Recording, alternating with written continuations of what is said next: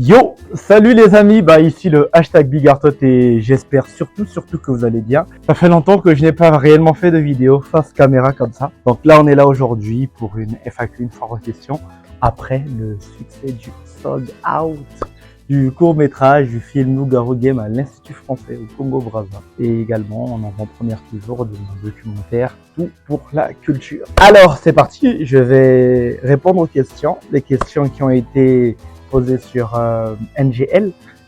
Voilà, on va voir ce que ça va donner. Donc, première question, qui est Bigartot au-delà du surnom? Alors, Bigartot au-delà du surnom, c'est un jeune, Ewek. Voilà, Ewek, comme tout le monde aime m'appeler, ou Artnel, ingénieur, un jeune passionné de la vie, un jeune passionné du travail, un jeune au service des autres. Je sais pas, c'est ça Bigartot. T'as gagné combien après ton sold out? J'ai gagné le cœur de mes abonnés. Voilà, j'ai gagné le cœur de mes abonnés. Mais plus sérieusement, mon sold out, c'est un projet en indépendant. Donc du coup, tu dépenses plus que tu gagnes. T'as pas de partenaire, t'as pas de sponsor et tout ce qui va avec. Et au moins, j'ai gagné le respect du public, ça c'est sûr. J'ai vu le regard des gens, l'émotion des gens dans la salle. C'était très beau. Ça, c'est un truc que même tout l'argent du monde ne peut pas payer. Voir des gens réagir à ton film, apprécier ton film, sincèrement. Et voilà, moi, je suis visible au Congo. Je suis passé sur la chaîne nationale. Le président de la République a vu le Bigartot à 20h. Ok. Comment est née ta passion pour la communication, le cinéma et la création? Je vais faire court. Donc, je participais à un concours qui s'appelle la Flamme Linguistique. Et là, sur le statut de Dr Bayala, qui est le promoteur de ce concours, il avait mis en statut, donc je l'avais vu très tard, il avait mis qu'il y avait un concours publicitaire pour une marque, je vais pas citer, une marque de vêtements. Et voilà, donc je décide de participer. La particularité à ce moment, tout le monde pensait à oratoire, donc ils allaient venir se présenter devant le truc pour parler de la marque Douel, marque de vêtements. Non. Et moi, j'ai fait vraiment une vidéo publicitaire, un spot publicitaire pour Douel. Et vous pouvez trouver la vidéo sur internet.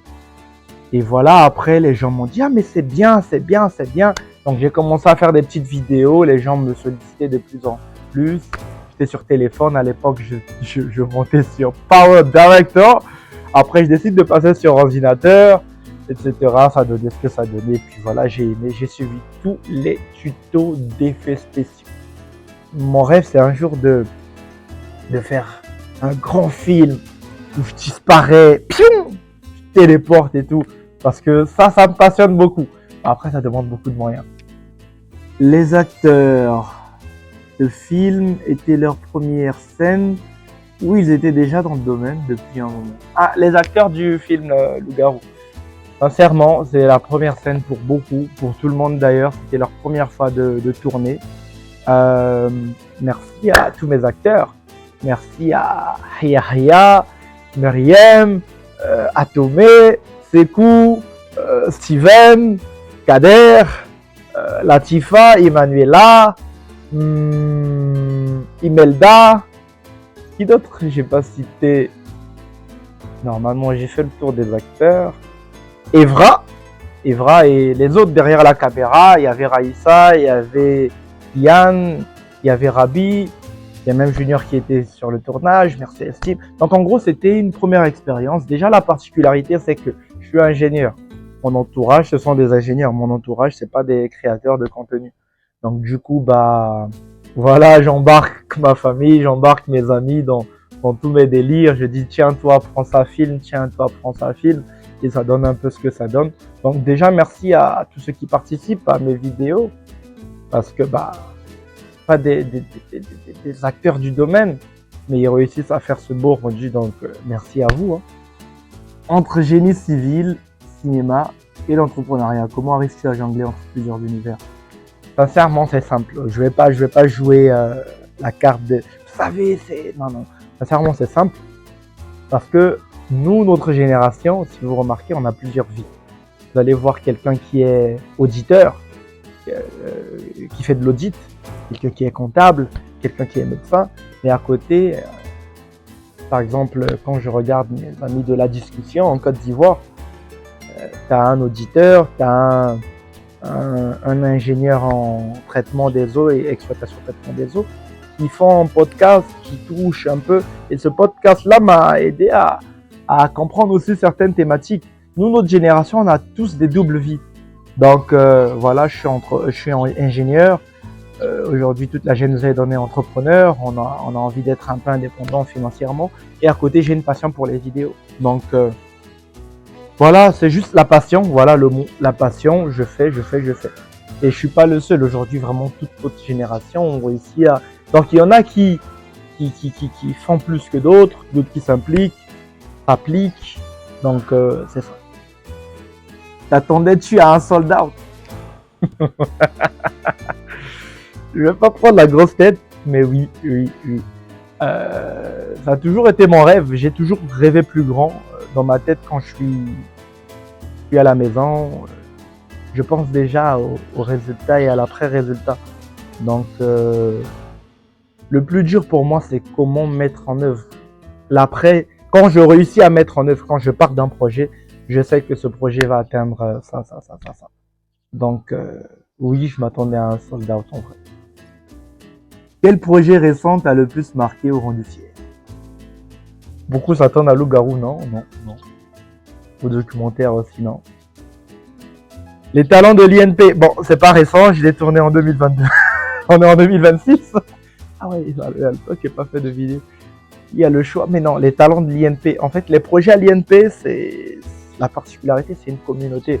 Donc, il y a plus de portée, tu as des retours directs, ça te fait chaud au cœur. Donc, les talents de l'INP2, pour moi, avoir la validation du DG de l'INPHB, mettre en lumière les gens, parce que ça a toujours été ce qui me passionne. Donc, les talents de l'INP2. Est-ce que tout va bien avec toi?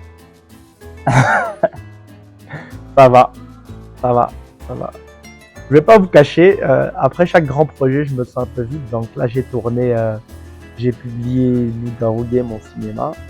Ça sort demain en dimanche. Aujourd'hui, je suis samedi. Je suis quand même samedi 23 mai. Voilà, je sors demain, 24 mai.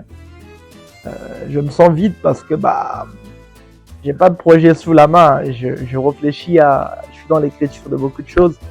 Donc c'est ça, la période où quand tu passes d'un grand projet à la publication, t'es très vite. Donc c'est juste ça, sinon oui, ça va.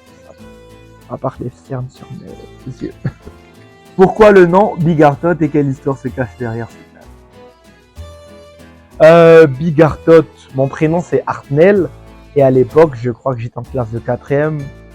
Pendant le cours de la Renaissance européenne, on parlait de la mythologie grecque, égyptienne et tout.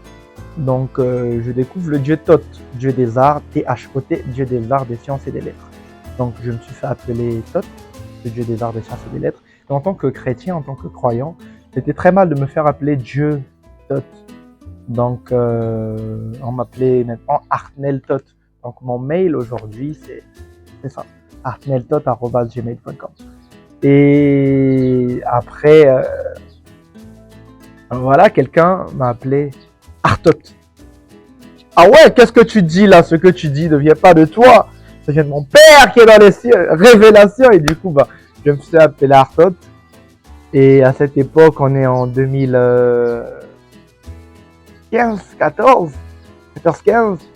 Donc, le nom, il évolue, hein, c'est pas en une année. Et donc, du coup, j'avais un petit commerce. Je vendais. Et donc, il y avait une époque des rappeurs aussi. Donc, tout le monde s'appelait Lil Strong, Lil Bama, Lil Thug, Lil Wayne et tout. Moi, pour faire la différence, c'était Big Artot. Et comme j'ai dit, j'avais un petit commerce à l'époque. Donc, mes amis pouvaient se croquer. Ah, le Big! Ah, Big Artot! Tu vois, c'est un peu ça. Et l'anecdote aussi, c'est que maman, je crois en 2017, m'a dit, mais toi, t'es tout mince. J'étais pas comme ça. Elle dit, toi, t'es tout mince, tu te fais appeler Big. C'est quoi? J'ai dit, c'est pas la forme, mais c'est le mindset. C'est fou, hein, à ce moment. et j'étais dans la révélation. Donc, Big Artot, retenez ce nom. Pourquoi tu ne fais plus de vidéos pour l'INP? L'époque des inter-écoles ne manque. Je fais toujours des vidéos pour l'INP, dans l'ombre. J'ai pas envie de révéler un peu, vous découvrirez, soyez juste attentifs les samedis. Voilà, je fais des vidéos pour l'INP, mais c'est vrai que Big Artot ne fait plus de vidéos pour l'INP. Donc, c'est normal. J'étais étudiant à l'INP, aujourd'hui je ne le suis plus. C'est difficile de toujours... L'INP est générationnel, donc c'est difficile de toujours avoir cette synergie, cette connexion avec ceux en cité. J'ai terminé à l'INP en 2022, 2026. Quoi, 4 ans 4 ans, wesh 4 ans. Waouh. Donc voilà, c'est compliqué. Est-ce que même aujourd'hui, il y a des politiques qui connaissent toujours Big Artot? C'est ça le problème. Mais après, il y a les vidéos d'inter-école que vous pouvez toujours aller suivre. Quelle est aujourd'hui ta plus grande ambition pour ton parcours au Congo à l'international? Sincèrement, j'ai pas envie d'entrer dans une case de Congo. Là. Je veux pas être le premier de ceci. Non. Je veux être un créateur de contenu qui n'a pas de limite, qui n'a pas de frontières, qui n'a pas de barrières. J'ai commencé mes vidéos à l'étranger. J'estime avoir grandi à l'étranger parce que je suis parti après mon bac en 2018 pour la Côte d'Ivoire, après le Maroc, etc. Donc, je n'ai même pas de barrière. Il faille que je tourne une vidéo en arabe, je la tournerai. Il faut que je tourne une vidéo en ouchi, je la tournerai. En français, en anglais. Donc, je veux juste faire mon art. Et si ça touche le maximum de personnes, bah pourquoi pas. Es-tu célibataire en ce moment? Oui, je suis célibataire en ce moment. Quel a été le plus gros défi ou échec que tu as traversé et qu'est-ce qui t'a appris? Question dure, hein. J'ai envie de rester dans le cadre de vidéo. Sans vous mentir, je me suis toujours considéré comme un chanceux parce que ce que je fais réussir, c'est grâce à mes amis. Donc je vais dire quoi? C'est peut-être quitter l'INP, se renouveler, se réinventer. J'ai fait Hot Big, a plu au public, mais ça n'a pas plu au Polytech. Donc je dirais échec peut-être, Hot Big. Ça m'a fait mal parce que j'avais dépensé beaucoup d'argent. J'espérais que ça soit la révolution, mais voilà, c'est pas ce que je voulais. Voilà. Pourquoi tu répètes partout que tu as fait sold out alors que c'était gratuit? Très hâte de lire la réponse, mais je comprendrai si jamais tu évites de répondre. Bah c'est normal. Le fait de faire déplacer plus de 100 personnes, même si c'est gratuit, bah fierté. Quelque chose peut être gratuit, mais je réussis pas à avoir même 10 personnes. Donc il n'y avait pas que ma famille ce jour, il n'y avait pas que mes amis. C'était un très beau moment parce que bah il y avait des inconnus qui me posaient des questions, qui riaient des autorités. Donc voilà, je suis juste fier pour ça. Et la fierté, c'est que c'est vrai que les gens sont venus gratuitement, mais ils savaient pas à quoi s'attendre. Ils ont apprécié Big Artot, j'ai gagné plus en abonnés. Aujourd'hui, je continue à converser avec ces derniers, donc voilà. Comment vois-tu l'évolution de Big Artot dans 5 ans, dans 5 à 10 ans, entrepreneur, réalisateur, ingénieur ou autre? Pareil, hein. Pareil, je me vois avec une grosse entreprise de BTP. Une grosse entreprise de production, ça, retenez ça. Je vais pas être dans une case, je vais tout faire. Parce qu'à un moment de la vie, on s'ennuie. Quand tu ne fais que des vidéos, tu t'ennuies. Quand tu ne fais que les plans, les calculs de structure, le génie civil, tu t'ennuies. L'entreprise, tu t'ennuies. Donc, le fait de tout faire me permet de m'évader de temps en temps. Actuellement, j'ai pas envie de faire de montage, par exemple. C'est vrai. Mais j'ai envie de dessiner. Faire des plans.